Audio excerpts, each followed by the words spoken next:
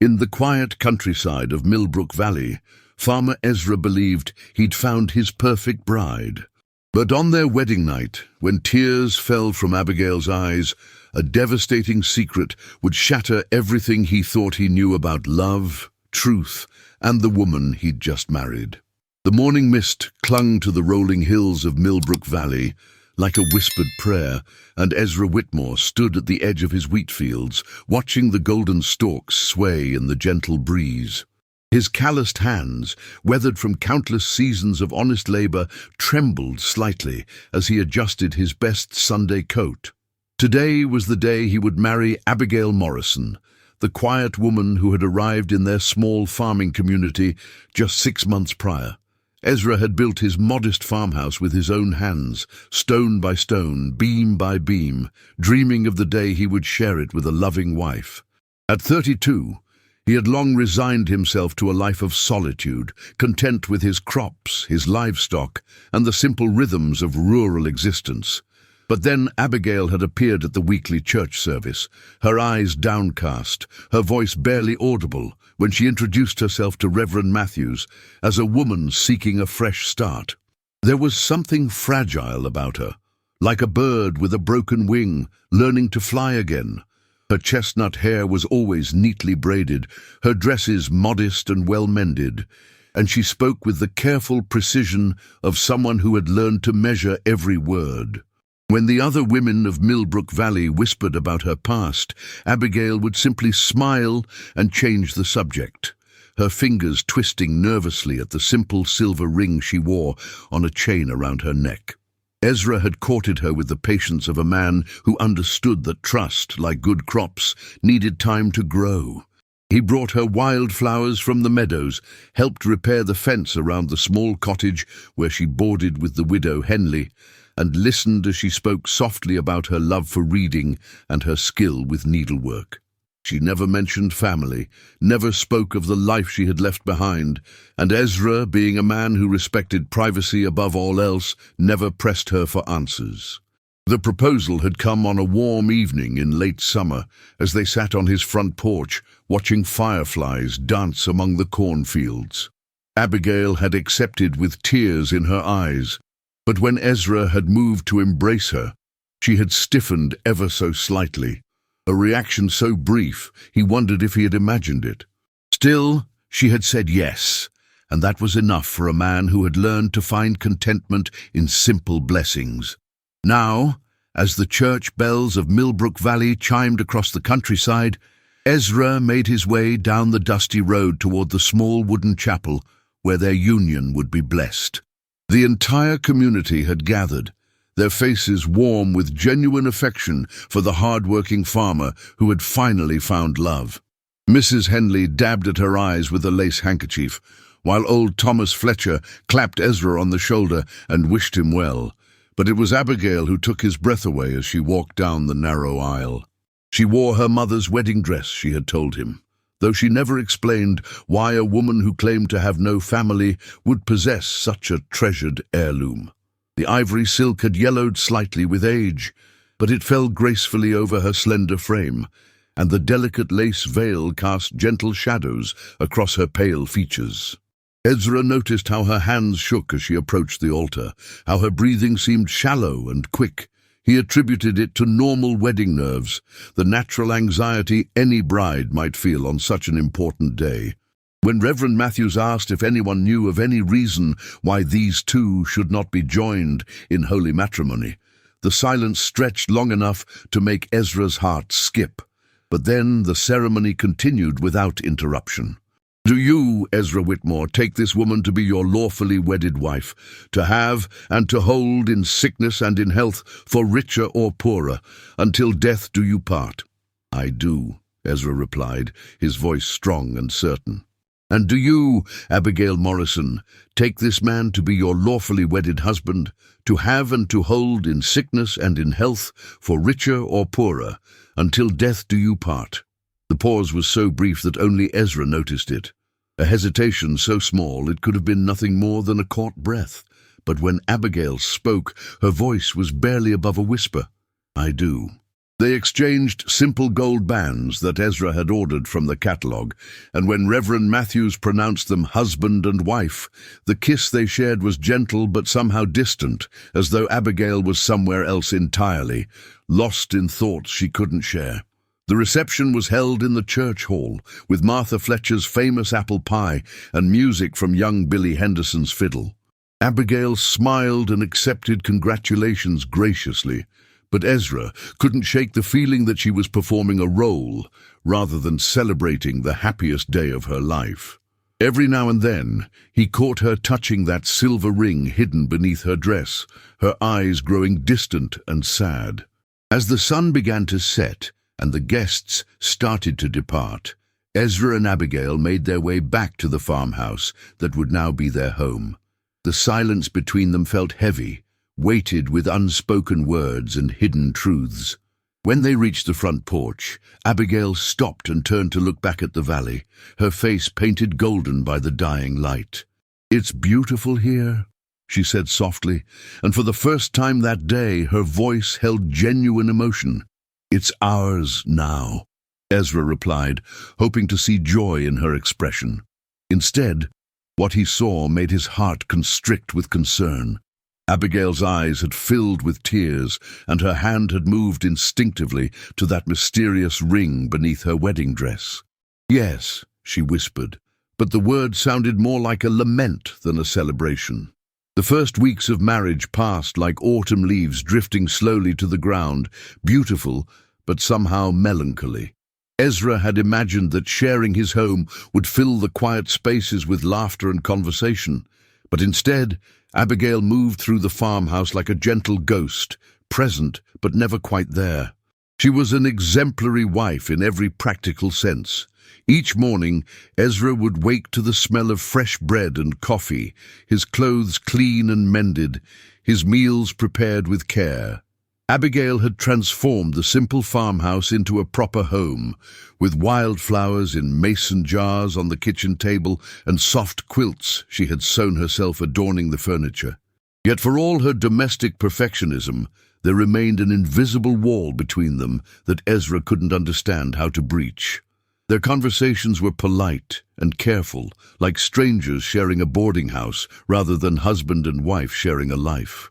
Abigail would ask about his plans for the day, inquire about the health of the livestock, and comment on the weather with the detached interest of someone reading a newspaper rather than living the life being described. When Ezra tried to draw her into deeper discussion about their future together, about children they might have or improvements they could make to the farm, she would grow quiet and find urgent tasks that required her immediate attention. The most puzzling aspect of their marriage was how Abigail seemed to exist in a constant state of vigilance. She startled at unexpected sounds, watched the road anxiously whenever strangers passed by, and kept the curtains drawn tight once darkness fell. When the weekly mail arrived, she would pale visibly and retreat to the kitchen until Ezra had finished reading the letters and newspapers, as though afraid of what news might reach their isolated valley. Every night she would retire to their bedroom early, claiming exhaustion from the day's work, but Ezra often heard her moving restlessly in the darkness, sometimes rising to stand by the window for long stretches. When he asked if she was feeling unwell, she would simply smile that distant smile and assure him that she was merely adjusting to her new life. It was on a crisp morning in early autumn that Ezra first noticed the pattern in her distress. He had been mending fence posts near the road when he saw Abigail hanging laundry on the line behind the house. A travelling merchant's wagon had rumbled past, and the driver had called out a friendly greeting. Abigail had dropped the wet sheet she was holding and stumbled backward, her face drained of all colour, her hands pressed to her chest as though she couldn't breathe. By the time Ezra reached her, she had recovered enough to claim that she had simply been startled by a wasp, but her hands continued to shake as she bent to retrieve the fallen laundry. That evening, as they sat down to dinner, Ezra noticed that she kept glancing toward the windows, her appetite entirely gone. "Abigail," he said gently, setting down his fork, "you seem troubled. Perhaps if you shared what's weighing on your heart, I might be able to help." She looked up at him with those deep brown eyes that had first captured his attention, and for a moment he thought she might finally trust him with whatever burden she carried. Instead, she reached beneath her dress and touched that silver ring, the gesture so unconscious it seemed to be a habit born of years rather than months. "There's nothing wrong, Ezra. I'm simply grateful for the peace we've found here in Millbrook Valley. Sometimes abundance feels too good to be true." But her words felt rehearsed, like lines from a play she had performed countless times before. Ezra wanted to press further, to demand the truth about her past and the source of her constant fear, but something in her expression warned him away. Whatever secrets Abigail carried, she wasn't ready to share them, and forcing the issue might drive her away entirely. The turning point came on a Sunday evening after church services. Reverend Matthews had delivered a sermon about forgiveness and redemption, about how God's love could wash away any sin and offer fresh starts to repentant hearts. Throughout the service, Abigail had grown increasingly agitated, her breathing shallow, and her hands clenched so tightly in her lap that her knuckles had turned white. As they walked home along the familiar dirt road, she suddenly stopped and turned to face him, tears streaming down her cheeks. The late afternoon sun caught the moisture on her face, making her look ethereal and heartbroken all at once. "Ezra," she whispered, her voice thick with emotion, "if you knew that someone you cared about had done something terrible, something unforgivable, would you still be able to love them?" The question hung in the air between them, like storm clouds gathering on the horizon. Ezra felt his heart racing as he studied her face, seeing the desperation there, the pleading hope mixed with crushing fear. "I believe," he said carefully, "that love is not conditional on perfection. We are all flawed creatures in need of grace." Abigail closed her eyes and took a shuddering breath. For a moment, Ezra thought she would finally tell him everything, would trust him with whatever truth had been eating away at her soul. Instead, she wiped her tears with the back of her hand and resumed walking toward their home. "Thank you," she said quietly. "That gives me hope." That night, Ezra lay awake listening to his wife's restless movements in the darkness, knowing that whatever revelation awaited them would change everything. The woman he had married carried secrets that ran deeper than he had imagined, and the tears she had shed on their wedding night were just the beginning of a truth that would soon demand to be told. In the distance, a night bird called out across the valley, its cry lonely and haunting, echoing the questions that kept Ezra staring at the ceiling until dawn. Winter arrived early in Millbrook Valley that year, blanketing the farmland in pristine white that made the world seem hushed and sacred. Ezra found solace in the rhythm of winter chores, splitting wood, tending to the animals in the barn, and maintaining the equipment that would be needed come spring. The cold months had always been a time of quiet reflection for him, but this winter felt different, charged with the tension of unspoken truths and growing concern for his wife. Abigail had grown even more withdrawn as the days shortened and the snow deepened. She rarely ventured beyond the farmhouse except for Sunday services, and even then, she seemed to shrink into herself during the walk to and from the chapel. Ezra noticed how she avoided the general store, sending him instead to purchase supplies, and how she declined Mrs. Fletcher's invitations to join the ladies' quilting circle that met weekly in the church basement.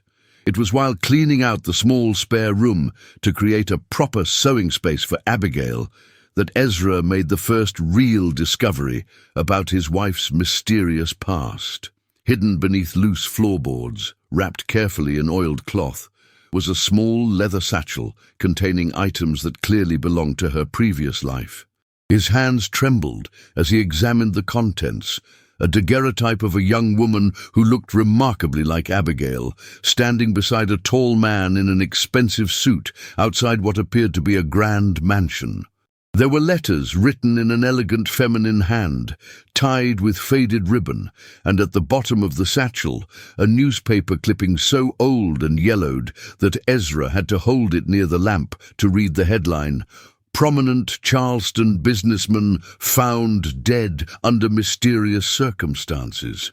The article was brief but disturbing. Mr. Cornelius Blackwood, a wealthy cotton merchant, had been discovered in his study with a fatal head wound. While authorities initially suspected robbery, nothing appeared to be missing from the house, and the investigation had concluded with the disappearance of his young wife, Abigail Blackwood, who had vanished the very night of her husband's death.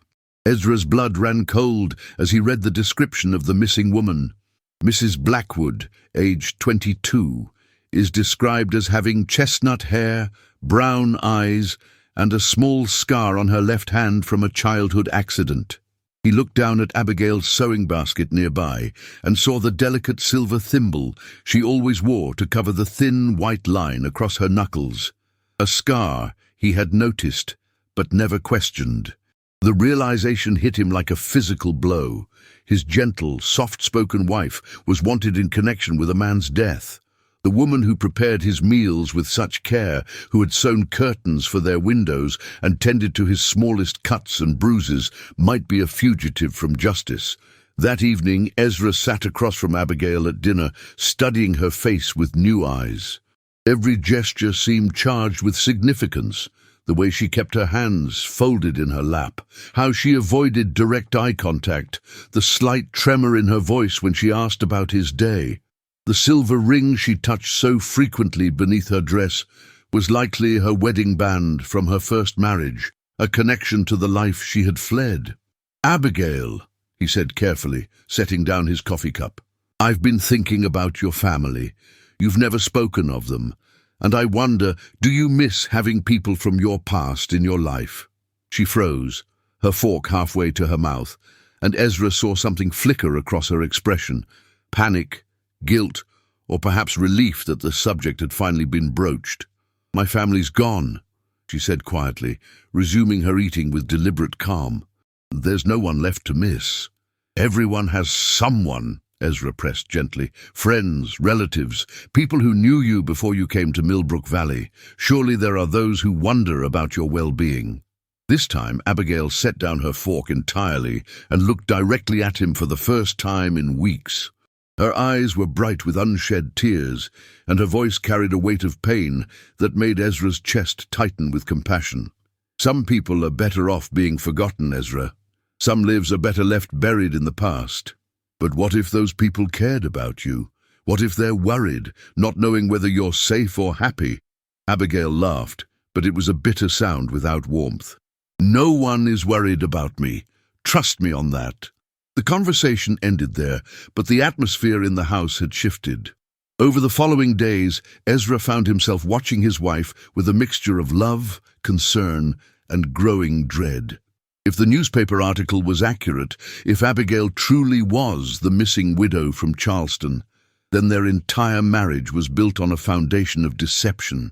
Yet even knowing what he now suspected, Ezra couldn't bring himself to confront her directly. The woman he had fallen in love with was gentle and kind, incapable of violence. Whatever had happened in Charleston, whatever circumstances had led to her flight, he refused to believe that his Abigail was capable of murder.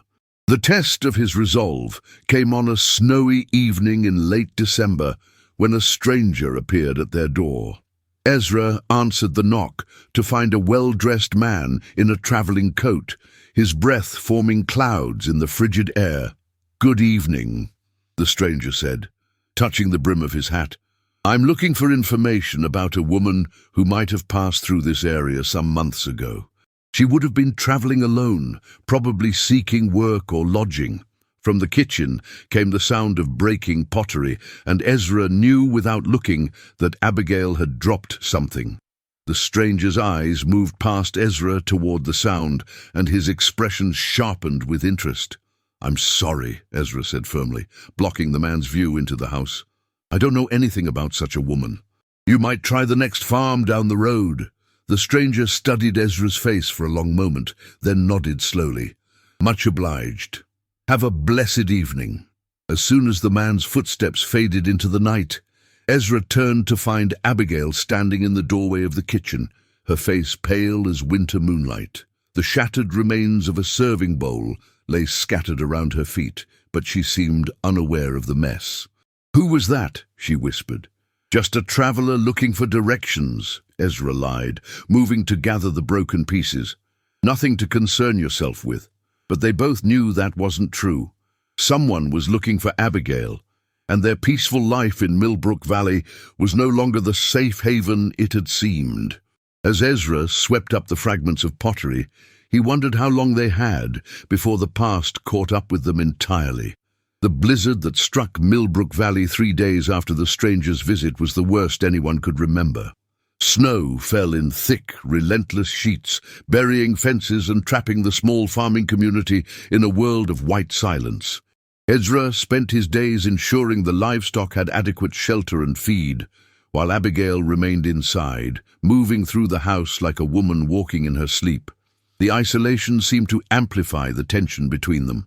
Every conversation felt strained, every glance weighted with unspoken questions. Ezra found himself studying his wife's face, searching for traces of the woman described in that yellowed newspaper clipping, while Abigail grew increasingly fragile, jumping at every sound the wind made against the shutters. On the 4th night of the storm, as they sat before the fireplace in their small parlor, the silence finally became unbearable. Ezra set aside the harness he was mending and looked across at his wife, who was staring into the flames with an expression of such profound sadness that it made his heart ache.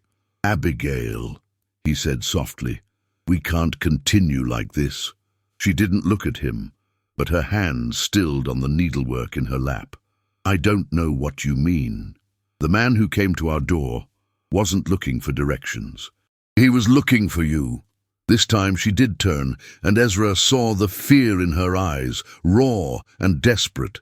Her fingers moved instinctively to that hidden ring beneath her dress, the gesture that had become as familiar as breathing. "I found the satchel," Ezra continued gently, "the newspaper clipping about Cornelius Blackwood, the photograph. I know who you really are, Abigail." Oiditu, the needlework slipped from her hands and fell to the floor. For a long moment, she simply stared at him, her breathing shallow and quick. Then, slowly, she reached beneath her dress and pulled out the silver chain, revealing the wedding band that hung there like a weight around her neck. "You must think me a monster," she whispered, her voice barely audible above the storm outside. "I think you're a woman who's been carrying a terrible burden," Ezra replied, "and I think it's time you shared that burden with someone who loves you." The word love seemed to break something inside her. Abigail pressed her hands to her face and began to weep, deep, wrenching sobs that shook her entire body. Ezra moved to sit beside her on the small sofa, gathering her into his arms as she cried against his chest. "Tell me," he said simply. "Tell me everything." Through her tears, the story finally emerged.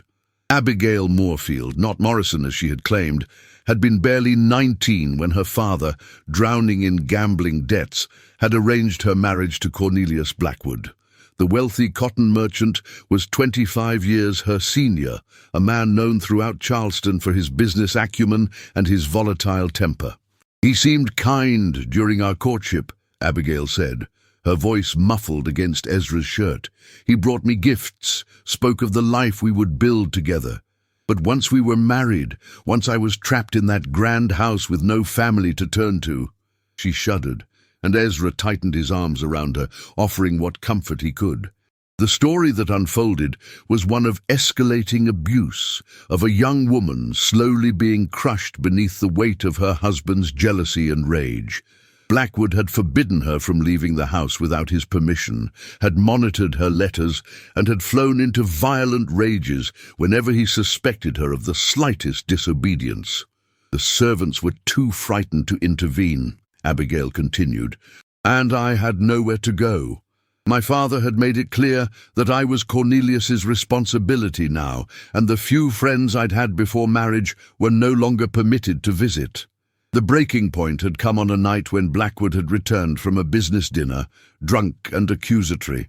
He had convinced himself that Abigail was carrying on an affair with the young pastor, who had performed their wedding ceremony, despite the fact that she had barely spoken to the man since that day.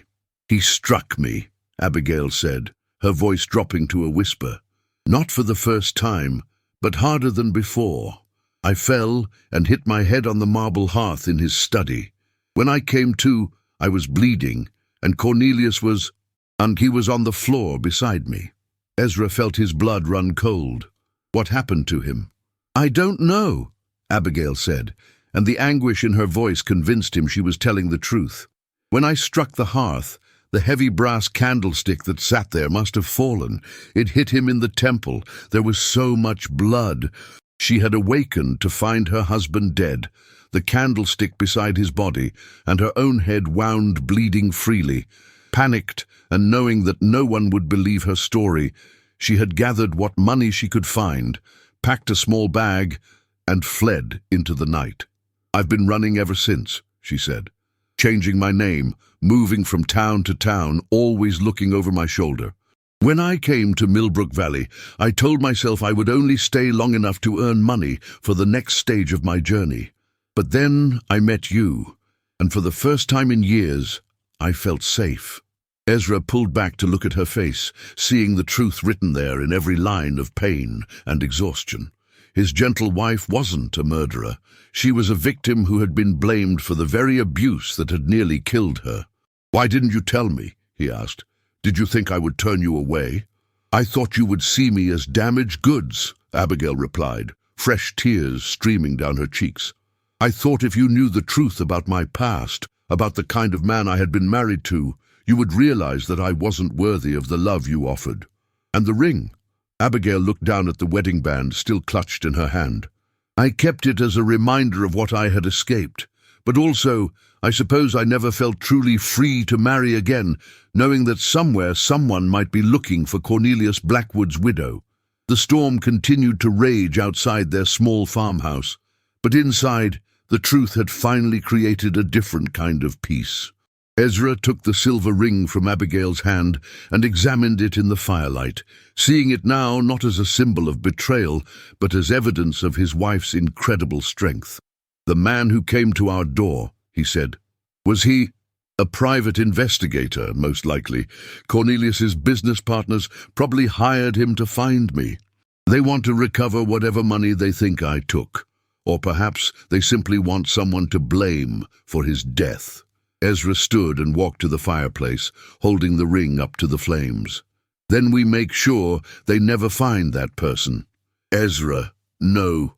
But he had already tossed the ring into the fire, where it glowed briefly, before disappearing among the burning logs.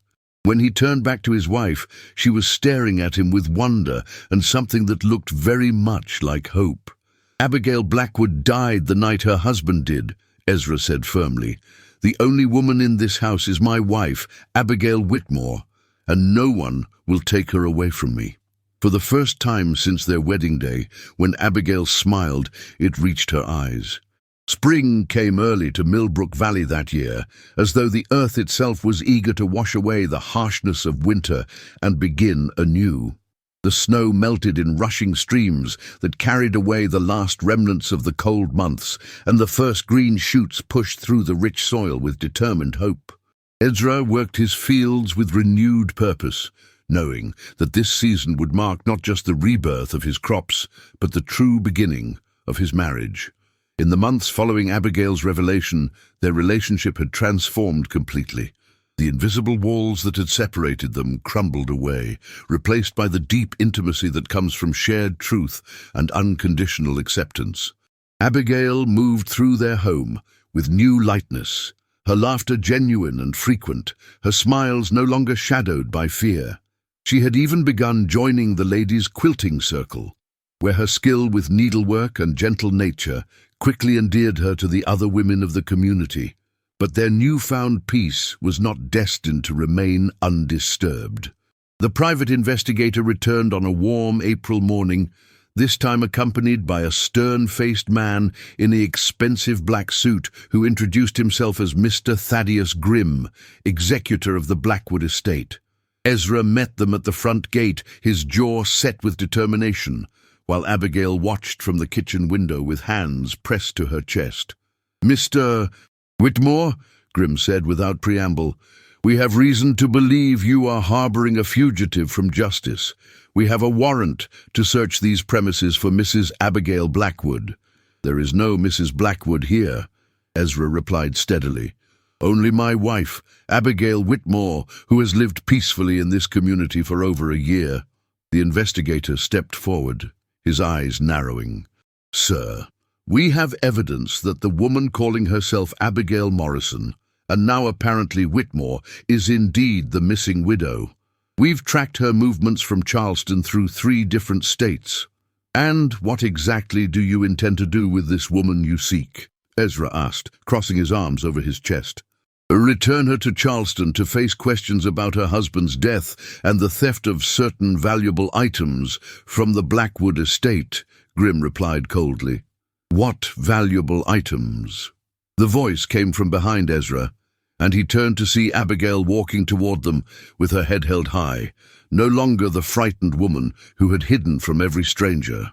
"I took nothing from that house except the clothes on my back and what little money I could find to survive." Grim's eyes lit with satisfaction. "So you admit to being Abigail Blackwood?" "I admit to being a young woman who was sold into marriage to an abusive man, who defended herself when attacked, and who fled in terror when she found herself blamed for circumstances beyond her control," Abigail replied with quiet dignity. The confrontation might have escalated, but at that moment, Reverend Matthews appeared on the road, followed by nearly a dozen members of the Millbrook Valley community. Mrs. Fletcher carried a basket of fresh bread. Thomas Henderson held his hat respectfully in his hands, and even the usually reserved Dr. Whitman had come to offer support. "Gentlemen," Reverend Matthews said, positioning himself beside Ezra and Abigail, "I understand you have questions about one of our community members. Perhaps we can discuss this in a civilized manner." "This is a legal matter," Grim protested. "The woman is wanted for questioning in a death and theft." "The woman," said Mrs. Fletcher firmly, "is a dear friend who has brought nothing but kindness to our community. She tends the sick, helps with the harvest, and has never shown anything but Christian charity to everyone she meets." Dr. Whitman stepped forward, pulling a folded document from his coat pocket. "Perhaps this will interest you, gentlemen. This is a letter I recently received from a colleague in Charleston, Dr. Edmund Walsh, who served as the Blackwood family physician." He handed the paper to Grim, whose expression changed as he read. "It seems," Dr. Whitman continued, "that Dr. Walsh had been treating Mrs. Blackwood for injuries consistent with repeated physical abuse. He had also documented evidence of a severe head injury she sustained on the night of her husband's death, an injury that would have caused confusion, memory loss, and significant bleeding." The investigator snatched the letter from Grim's hands, scanning it quickly. His face grew pale as he continued reading. "Furthermore," Dr. Whitman said, "Dr. Walsh has testified that Mr. Blackwood was known to suffer from a weak constitution and episodes of dizziness due to a heart condition. It is entirely possible that during his attack on his wife, he suffered a cardiac event, fell, and struck his head on the very hearth where his body was found. As for the alleged theft," Reverend Matthews added, "I have here a letter from the Charleston Ladies' Benevolent Society stating that Mrs. Blackwood had secretly donated her own jewelry and personal items to their charitable work, much to her husband's anger. The missing valuables were given away long before the night in question." Ezra watched as the foundation of the case against his wife crumbled before their eyes. The 2 men from Charleston exchanged uncertain glances, their earlier confidence evaporating in the face of community solidarity and new evidence. "Even if all this is true," Grim said weakly, "she still fled the scene of her husband's death without reporting it to authorities. Ubib, she was a terrified young woman with a head injury, standing over the body of the man who had just beaten her unconscious," Abigail said quietly.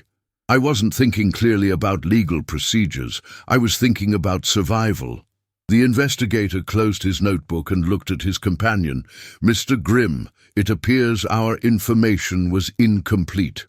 Given these new circumstances and the testimony of respected community members, the case will be closed," Grimm finished reluctantly. "Mrs. Blackwood, Mrs. Whitmore, is free from any legal obligation to return to Charleston." As the two men walked back to their carriage, the gathered community members surrounded Ezra and Abigail with embraces and words of support. Mrs. Fletcher pressed her basket of bread into Abigail's hands, while Reverend Matthews offered a prayer of gratitude for truth revealed and justice served. That evening, as the sun set over the peaceful valley, Ezra and Abigail sat on their front porch, watching fireflies dance among the spring flowers. Abigail no longer wore any rings around her neck, and her hands rested peacefully in her lap. "I never imagined," she said softly, "that I would find people willing to stand with me against my past." "That's what family does," Ezra replied, taking her hand in his. "And that's what you have here, not just me, but an entire community that has chosen to love you for who you are, not judge you for what happened to you." Abigail turned to look at him, and in her eyes Ezra saw complete peace for the first time since their wedding day. "I love you, Ezra Whitmore, not because you saved me, but because you helped me save myself." "And I love you, Abigail Whitmore," he replied, bringing her hand to his lips. "My wife, my partner, my dearest friend." As the first stars appeared in the darkening sky, they heard the sound of approaching voices and laughter.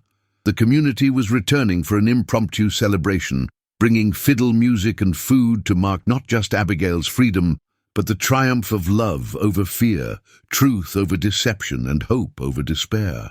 In Millbrook Valley, where the wheat grew tall and the hearts grew true, a woman who had once been lost had finally found her way home.